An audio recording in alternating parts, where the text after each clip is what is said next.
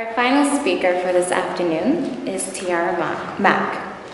Tiara is an educator and activist raised in the South, north of Atlanta and Columbia, South Carolina. She moved to Providence to attend Brown University in 2012 and fell in love with the city.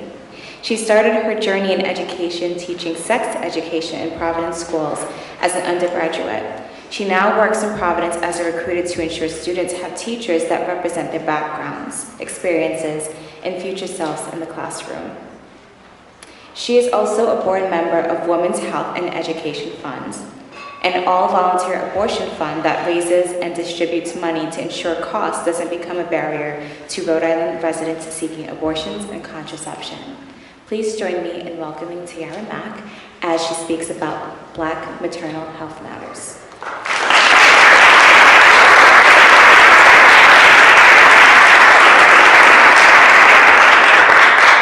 Happy International Women's Day.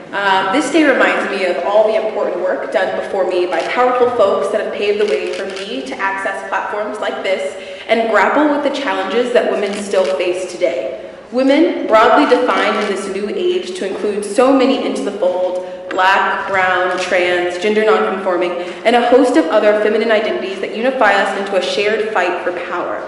Women have come to challenge and confront issues with ferocious grace and determination through countless obstacles and systems built to ensure our failure. One system built to particularly take power and agency away from women is the medicalized birth system.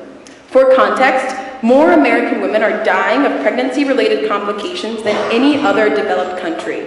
This problem is on the rise. In the United States, maternal mortality rates increased by almost 27% between 2000 and 2014. Of the 4 million Americans who give birth each year, 50,000 suffer severe injuries and 700 die.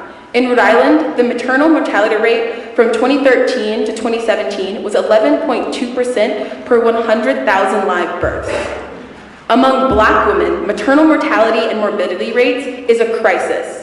Nationally, Black women are 3 to 4 times more likely to die from pregnancy-related causes than white women. Black women in the United States suffer life-threatening pregnancy complications twice as often as white women.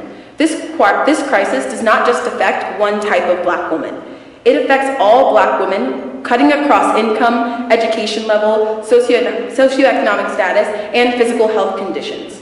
Put simply, Black women are more likely to die or suffer severe harm while pregnant because of their skin color. The Black maternal mortality crisis is a symptom of pervasive racism and unequitable treatment built in our system of healthcare. Because of racial disparity in healthcare access and quality, Black women are more likely to suffer from medical conditions that lead to pregnancy complications, such as high blood pressure and cardiovascular disease, two of the leading causes of maternal health. So what can we do? Doula care, as Q pointed out earlier, it's about receiving and supportive care from perinatal doulas during pregnancy, labor, and in the postpartum period that is shown to increase positive outcomes. The American College of OBGYNs released a consensus statement in 2014. Published data indicates that one of the most effective tools to improve labor and delivery outcomes is continuous present and support personnel, such as a doula. Black doulas and midwives have a long history of providing excellent care to patients, and Black women deserve to have culturally competent care during pregnancy. What legislation and taking action looks like. Many women are unable to take advantage of doula services during pregnancy because they are not covered by Medicaid or private insurance, and they cannot afford the out-of-pocket cost. In addition, many doulas are unable to provide care to pregnant women because they cannot be reimbursed by Medicaid or private insurance. Bill H-5609, introduced by Representatives Ranglin Bassel, Kislak, Lyle, Williams, and Blazewski, will provide a definition of perinatal doulas with the services they provide in Rhode Island. The bill will make doula services eligible for coverage under Medicaid and private insurance and reimburse doulas for the care that they give. This bill provides a pathway to reimbursement for certified registered doulas who meet eligibility requirements. This bill does not require any doula to be certified or meet these requirements unless they would like to be eligible for reimbursement through insurance. The Coalition for Reproductive Freedom believes that carrying a pregnancy to term should not put a woman's life at risk.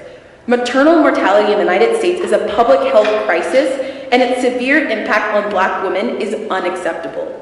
In solidarity with RJ and reproductive health organizations across the country and statewide in Rhode Island, social justice groups have a long history of advocating on behalf of these communities.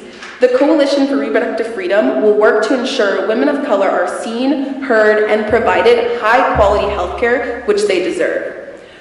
Access to reproductive health care, including culturally competent perinatal and postpartum care, is essential and a human right.